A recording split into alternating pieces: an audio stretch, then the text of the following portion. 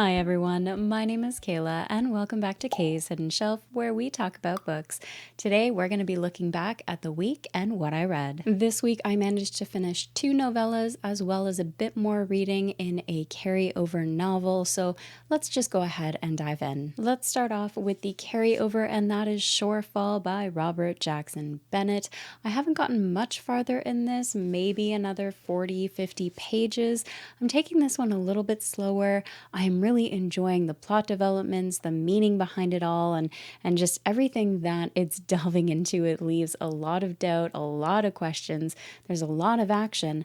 But my one little gripe that I've had so far is that it seems to be a repetitive sequence of events and how the story is unfolding. That part is getting to me a little bit, and I'm hoping that changes up soon. And you know what? It's not spoiler related, so I'll just share with you what I'm finding a bit repetitive. I've just noticed there is a sequence of events that have continued to repeat itself, and that's just a mission followed by a plot development, followed by a new plan for a new mission, followed by enacting that plan, and so on and so forth. So it's just been a bit repetitive in that regards. What's happening is really interesting. The developments are really cool and fascinating. I'm really intrigued by where the story is going to go for the world, the characters, the magic, all of that absolutely is knocking it out of the park. So yeah, aside from that, it's been a good read. I'm just taking my time and enjoying it. Next, I read A Necromancer called Gam Gam by Adam Holcomb. This is a novella and one of my reads for Sphinx. Now, this is a mix of different genres, including fantasy, horror, and cozy mystery, and overall the reading experience is more fun and cozy and just really emotional and endearing as well. The novella itself is only 110 pages, and I can see where so much love comes from for this. It is so amazing to see more cozy reads coming out in the genre, to see people pulling it off so well, and this is no exception. This has a grandmotherly necromancer who knits a skeleton cat, undead humor, and emotional punches. It is just packed with so much in this story that it really made it enjoyable.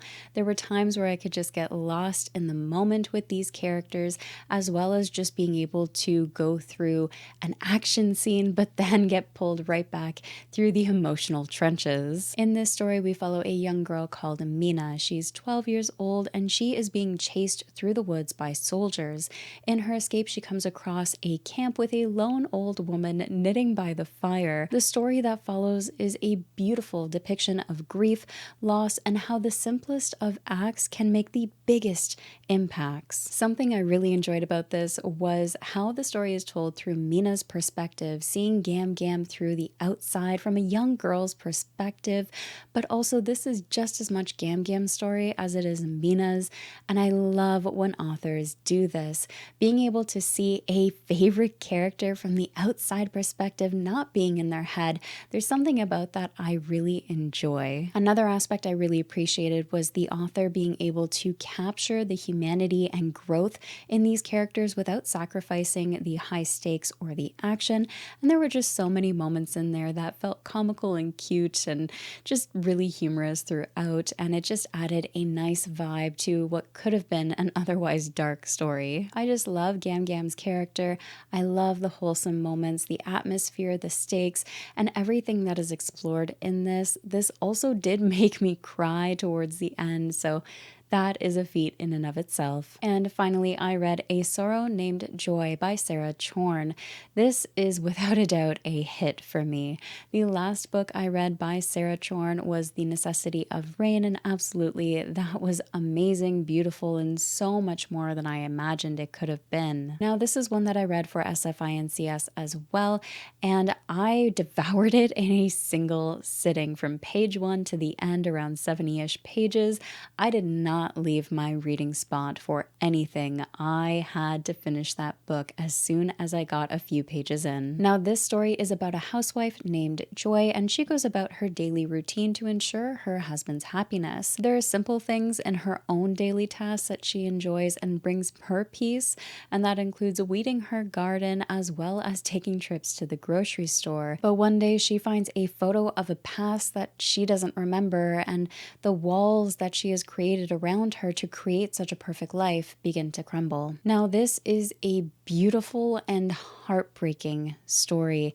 It is an immersive read, and Sarah Chorn does an amazing job at not just capturing human emotion, but articulating it in such a way that you really feel for these characters. They feel well developed, nuanced, thought through. And again, this is only 70-ish pages. It's a novella. Her ability to capture all of this and the entire process, the story throughout those pages with such depth and humanity and emotion is just incredible. Like I said, this is one that caught my attention from the very first few pages. It's filled with intrigue, and the way the story explores humanity as well as the meaning of happiness is really thoughtfully done. I really appreciate what the author did with this story, how they wrote it as well, because Sarah Chorn to me is unmatched in capturing and crafting emotionally evocative stories that have meaningful explorations on some heavier topics. Now, I will say that Sarah's books are one's best experience for yourself, so I highly recommend checking this out. This is a quick read that has such depth to it. And that's everything I read in the past week.